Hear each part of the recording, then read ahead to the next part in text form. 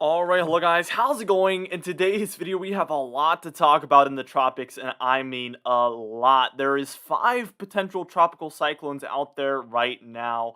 Also, more to come down the road, but we're going to be talking about primarily these 5, and actually the top 2 as well are going to get the most attention because they're the most immediate threats as of right now.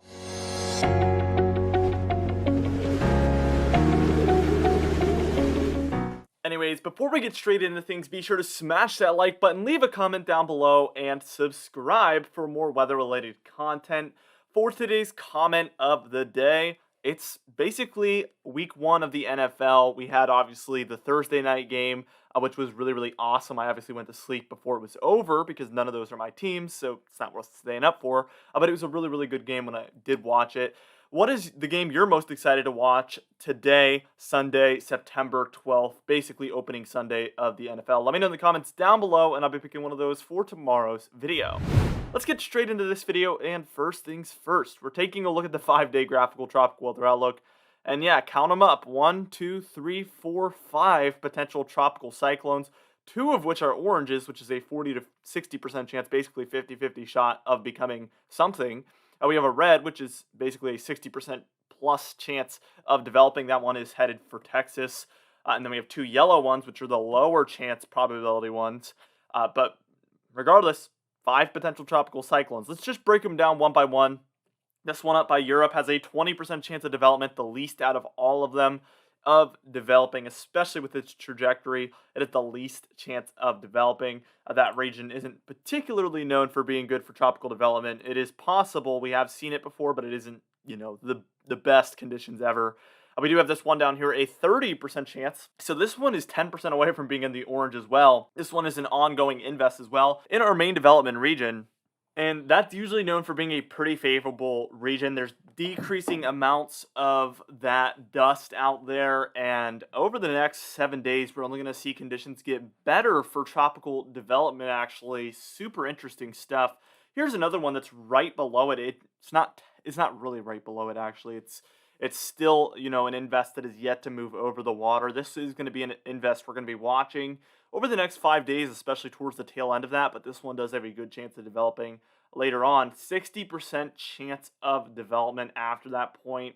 We're going to need to watch this one closely if it doesn't curve north, because then it would be heading towards the Caribbean and eventually possibly the United States. This one could be a big threat later on. We also have this one offshore of the eastern United States, where yesterday a lot of models had this one coming on shore as a developed tropical cyclone. We're going to need to watch and see if that happens. The models have kind of backed off a little bit, but they go back and forth all the time. We're going to watch this one extremely closely because it could be an immediate threat for the East Coast. Speaking of immediate threats, though, this is the most immediate threat, and that's that one in the Gulf of Mexico, currently over Mexico, but headed northward. And this one is going to be over open water, likely developing at least to a tropical depression, 90% chance of that happening, likely to a tropical storm.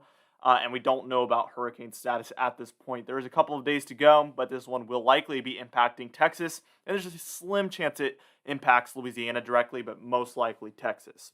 Now, what we're going to do is we're going to move on, start talking about satellite imagery, spaghetti models, intensity guidance, and even just some raw model data here on our cyclonic vorticity, even talking impacts for Texas as far as rainfall and winds from their tropical cyclone they're expecting to get.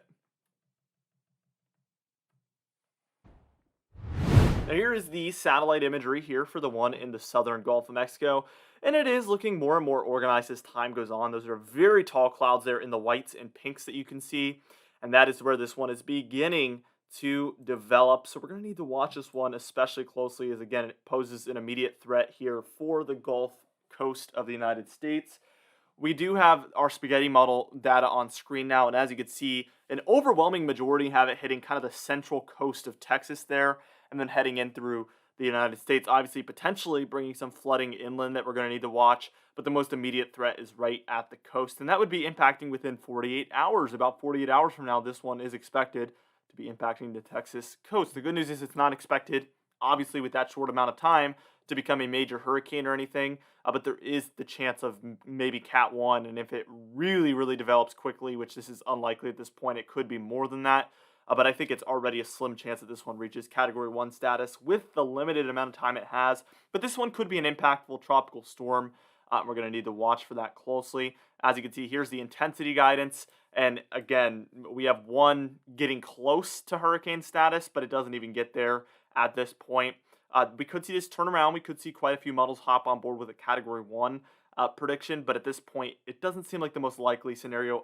A kind of mid-tier tropical storm seems likely, about 50 knots or so at that maximum wind, which is going to be, again, enough to be impactful, but really not going to be a hurricane by any means likely. We do see a lot of rainfall potentially with this one, and I'm going to need to talk about that later on because flooding is a huge possibility with this one.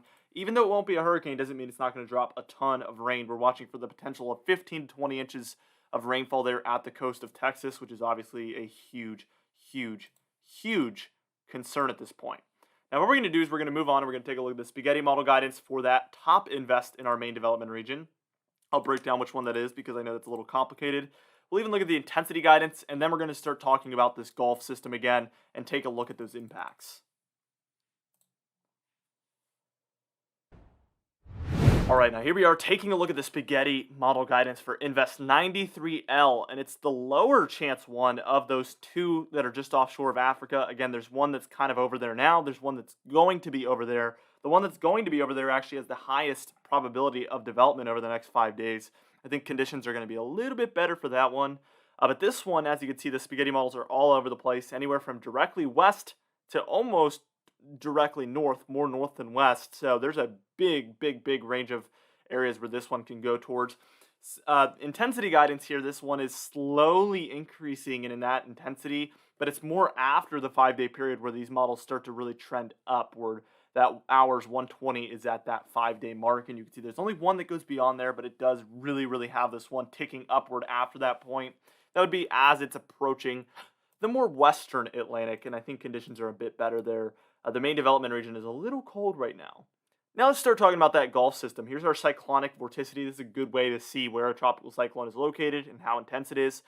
This is approximately right now, actually pretty much right now, 7 a.m. on Sunday, September 12th. Once this video is out, it'll be a couple hours outdated, but it won't look too different. Here we are by time we're reaching tomorrow morning, similar time frame, and look at how much it's intensified. We see a lot of pinks going on. This is our European model, by the way, best model in the world, as it's approaching that Texas coast there. And then it kind of skirts along the Texas coast, which is a worst case scenario. It's going to have more of that kind of, it's going to keep that intensity from the water, but it's going to bring those impacts to the shore. So that's obviously worst case scenario, like I said. Anywhere from the greens to the blues to even the reds, you're under 5 inches of rainfall, which is what we're going to call non-major. Obviously, you get to 2 to 5 inches of rainfall. That's a lot, but it's not major by any means, especially for this region. Now, once we move into those browns, that's our 5 to 10 inches of rainfall region, and that's where you're kind of pushing on the major amounts of rainfall. Obviously, almost a foot of rainfall is a ton.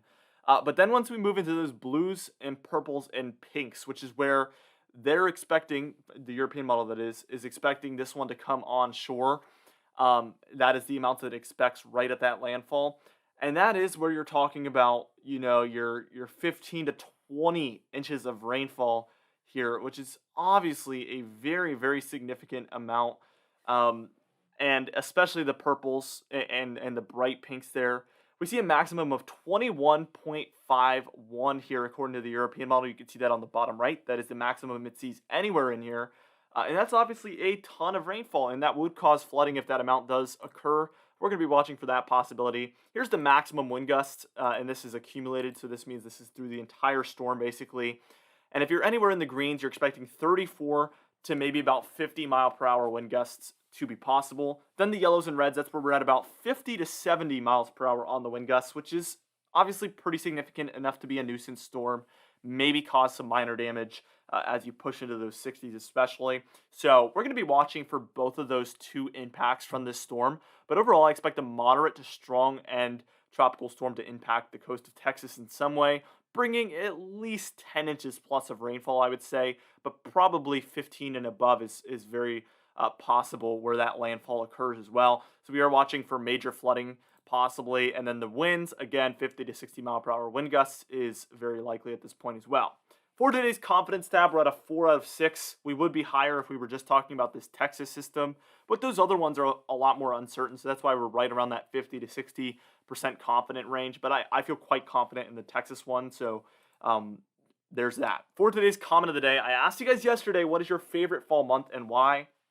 And Heathen Wolf said, October. It's fall. The weather is finally cold, and it stays cold.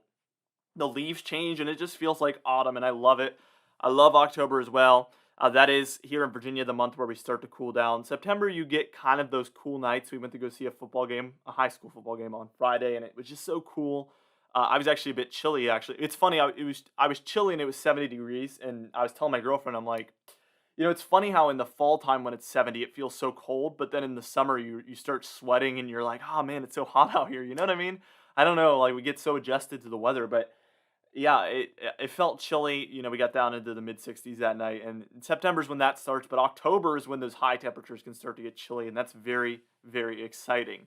Anyway, for today's patron highlight of the day, I want to thank you all for supporting the channel, but especially our platinum patrons: John Van Bennick, James Wade, Dovey Nagel, They're the Pan, and Donna Carnes, alongside our diamond patrons: Bill Roberts, Marcus Connolly, Noah Harley, Michael Cotalesa, Cat Bite, Charles Stinnett, Cindy Klein, Mark J, Luke Falago, Gary, John Colisi, Dwight Phelan, and Stephen Crenenthal. If you'd like to be a part of this very exciting Patreon page, you can do so by joining our very awesome Patreon page. I meant to say Patreon entry of the day. I always say Patreon page on both, and it just is weird. Anyway, for today's channel members, Hair Farms 1, Catbite, Stephen Fan, and Jeremy Cox as well. If you'd like to join this one, it'll be next to the subscribe button down below. Anyway, guys, thank you so much for watching this video. Be sure to smash that like button, leave a comment down below, and subscribe for more weather-related content. I'll see you guys in the next video.